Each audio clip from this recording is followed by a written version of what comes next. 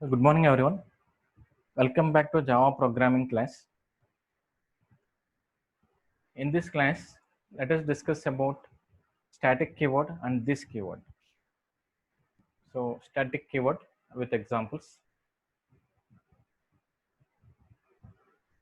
See, in Java language, static keyword can be used with instance variables, with methods.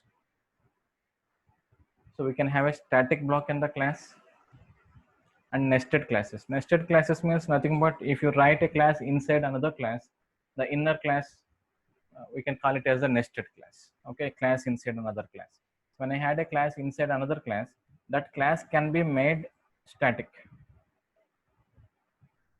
To make any member static, just precede the declaration with the keyword static. So for example, int a, that is a regular declaration of a variable. If I say static int a, that variable a will become a static variable. Members marked as static belongs to the class rather than to any particular instance of the class. Okay. Normally, a class member must be accessed only in conjunction with the object of its class. We clearly know that if I want to access any field in the class, okay, I can do it only after I create an object. So to access a field of a class or a member of a class, the syntax I use is object name dot the particular member. You can see this in the previous two classes. We have created some objects of box class. Okay, in that box has the variables like width, a method like volume. Okay, you are able to access those variables using the format b1 dot width or b1 dot volume, which means that b1 is the object dot the member, that is width or volume or depth or height, whatever it be.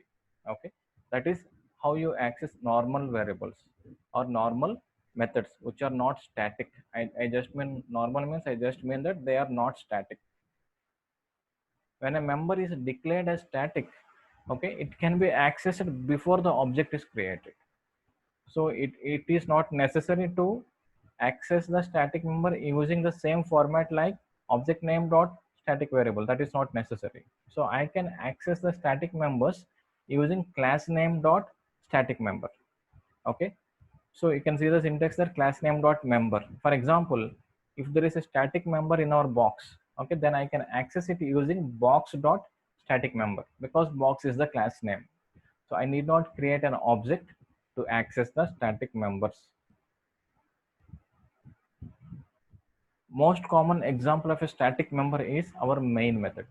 So for every Java program, the entry point is the main method. Okay, we must write a class which contains main method.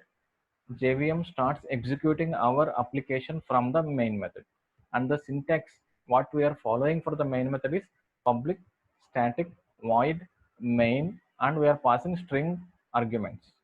Okay, so public is an access modifier which tells that this main method can be accessed outside of the class and outside of the package also. From any other code it can be accessed. So static tells that this main method can be accessed before any object is created by the class which contains the main method. Okay, so we need not create an object to access the main method. Void is the return type. We already have idea that void means the method is not going to return anything. Okay, so that is the purpose of static, because we want to access the main method before any object is created, because that is the entry point that should be accessed first. So if that should be accessed first, that must be the static method. Main is declared as static because it must be called before any object exists. Okay, in the first slide we said that we can make an instance variable as static, we can make a method as static, we can have a static block in the class, and if there is any nested class that can be made as static if required. So what happens if I make an instance variable as static? Okay, instance variables declared as static are essentially global variables. They doesn't belong to the instances, they belong to the class. We said that all the static members belong to the class, not to the instances. Okay, When a variable is declared as static, a single copy of the variable is created and is shared over all the objects. There is only one copy, and this copy will be shared to all the objects. Okay.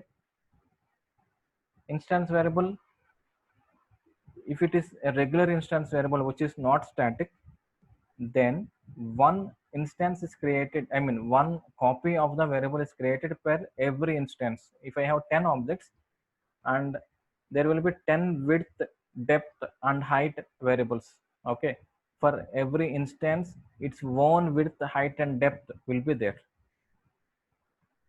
So if I have a static variable, what happens is that there will be only one static variable per the class. For all the 10 objects, there will be only one static variable, and that value will be copied by all the 10 objects. All static variables of a class will be initialized before any object of the class were created. We know that. So we said that static variables can be accessed without an object is being created. So which means that they should be initialized before the objects are created.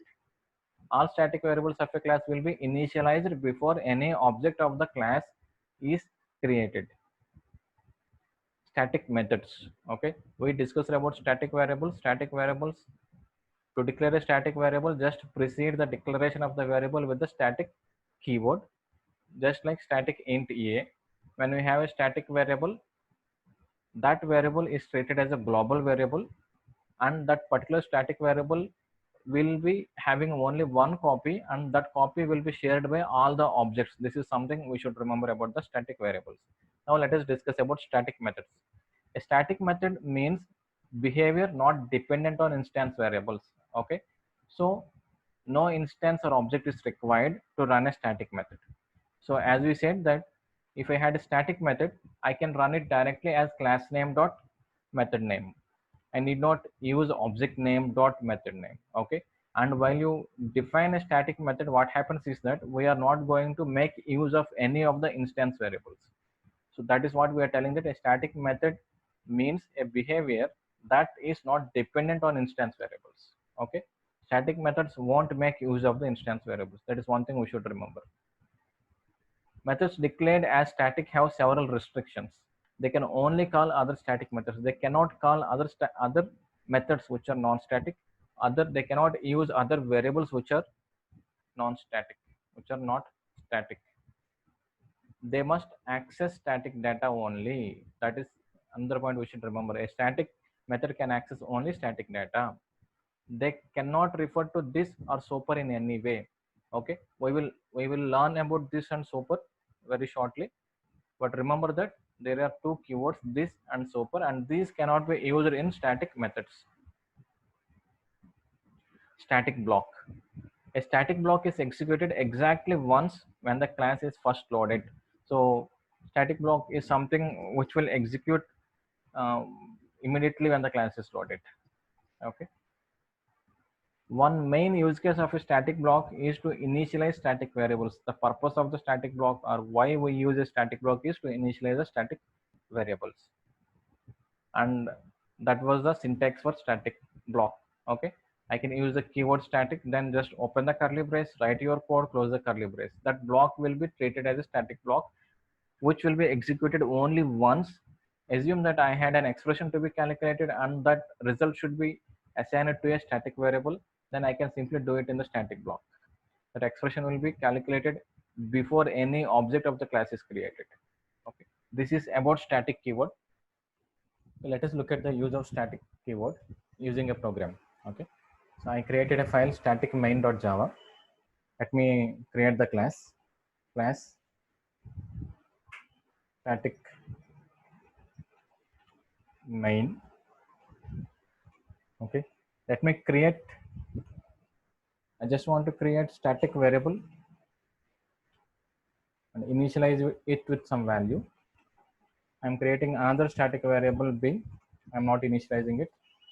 Then let me write a static method void meth, which is accepting an integer variable as an argument. And I just want to access the variable. So system dot out dot println A is plus A. I'm printing A there.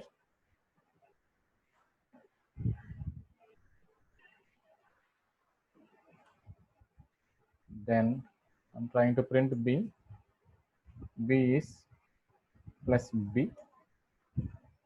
Let me print X. X is plus X. Let me create a normal variable int C.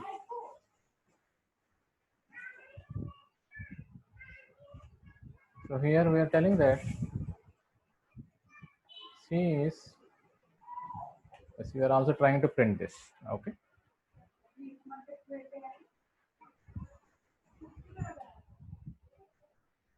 In the end, let us create a static block. The static block is created by preceding a block with the keyword static. So here I want to initialize the value B. So B is equal to 4 into A. So let me print a statement system.out.println static block. Okay. So I got two static variables. I got a static method. I got a static block. Okay. We are not discussing about inner classes in this. And let me write main here. Public static void main string args.